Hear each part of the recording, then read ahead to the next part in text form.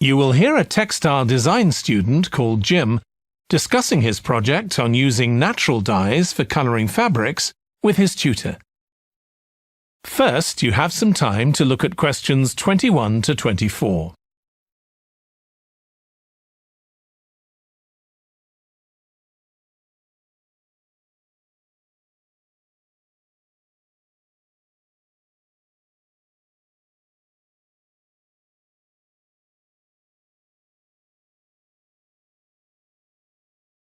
Now listen carefully and answer questions 21 to 24.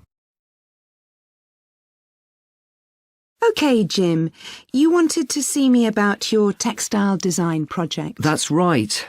I've been looking at how a range of natural dyes can be used to colour fabrics like cotton and wool.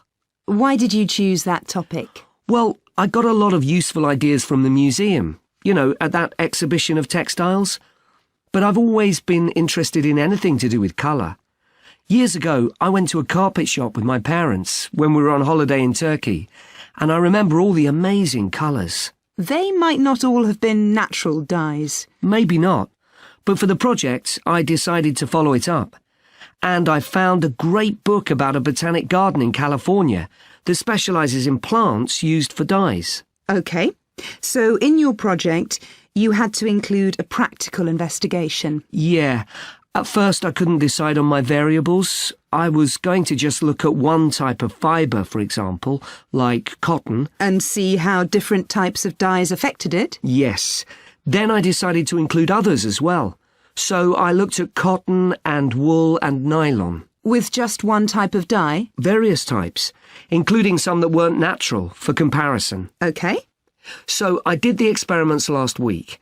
I used some ready-made natural dyes. I found a website which supplied them. They came in just a few days, but I also made some of my own. That must have taken quite a bit of time. Yes.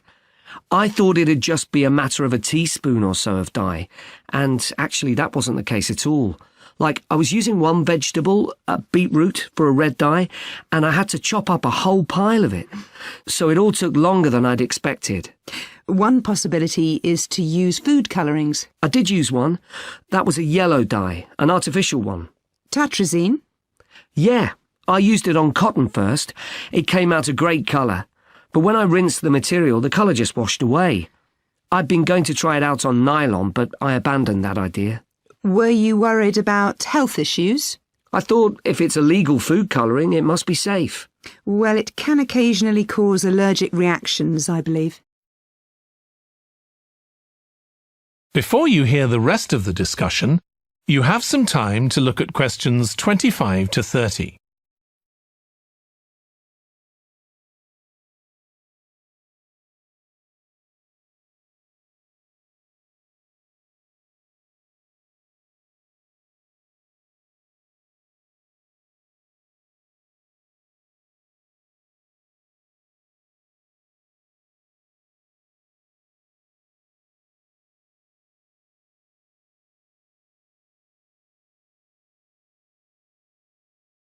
Now listen and answer questions 25 to 30.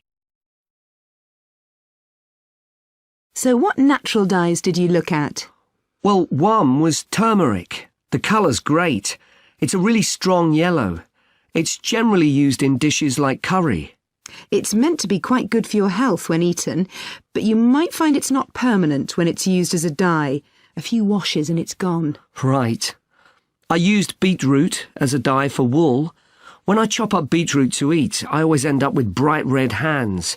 But the wool ended up just a sort of watery cream shade. Disappointing. There's a natural dye called Tyrian purple. Have you heard of that? Yes. It comes from a shellfish, and it was worn in ancient times, but only by important people, as it was so rare.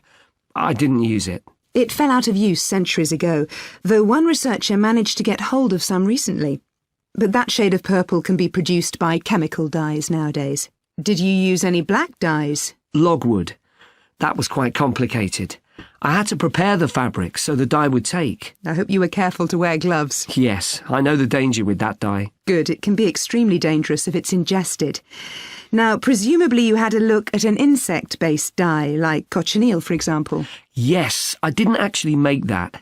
I didn't have time to start crushing up insects to get the red colour, and anyway, they're not available here. But I managed to get the dye quite easily from a website, but it cost a fortune.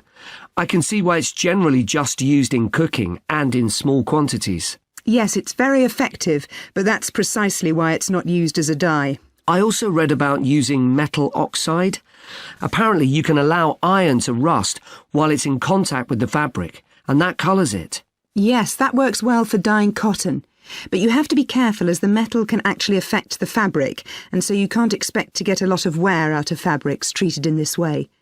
And the colours are quite subtle. Not everyone likes them. Anyway, it looks as if you've done a lot of work.